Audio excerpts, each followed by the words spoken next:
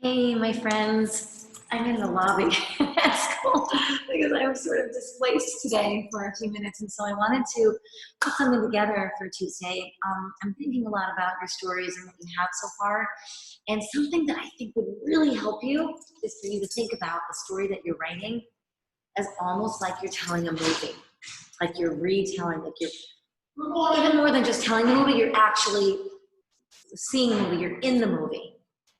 And so if there was a movie, you would know bit by bit what was happening with action. There would be things happening and movement. And I thought my story that I told you about getting splashed by the puddle on 11th Street on a rainy day, this is going to be a story that's going to present you with some kind of real action. So I'm going to read to you the story, and I'm going to have the picture of my story on the slides that you'll be able to look at it as well, but I just thought I'd read it to you. I'd been walking along 11th Street, swinging my umbrella, humming a song on my iPhone, and thinking about how much I was looking forward to going home.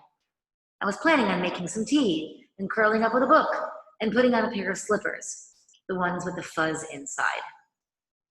That's the beginning of my story. Now, if I wanted to put the heart of my story in there, the heart of my story is the moment that I got splashed.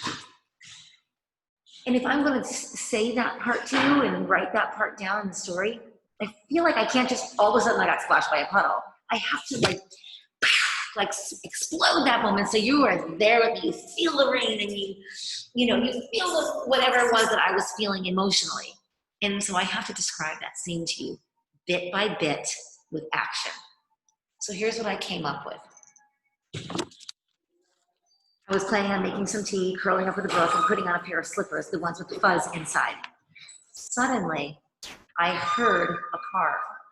It seemed close, too close. I thought, that's weird. A car is too close to the curb. I knew it had been raining. I knew there were puddles. So I turned my head, looked behind me, shouted, "No!" And before I could jump out of the way, a huge splash of puddle, dirty New York City puddle, pummeled me like a tidal wave. It was epic. Okay, now the thing about this story is that that's the moment. And I don't want to just throw that away. I want to really drive that point home. The third part of my story is going to be the end. And we'll get to that tomorrow. And if you want to start working on your endings, if you haven't already, I think you were working on that a little bit last week, you can do that. You can go back in and see what kind of ending you have. But I want to remind you that the biggest part of your story, which has a beginning, it has a middle, and it has an end. It was hot, it rained, we got wet. It was raining, I got splashed, I laughed. Your story, beginning, middle, and end. I was in gym, I got hit, I cried.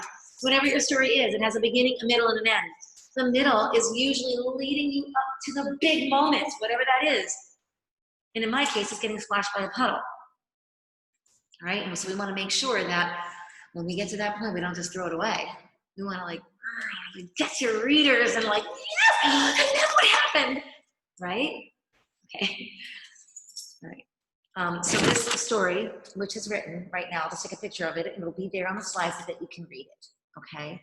All right, have a beautiful rest of your day.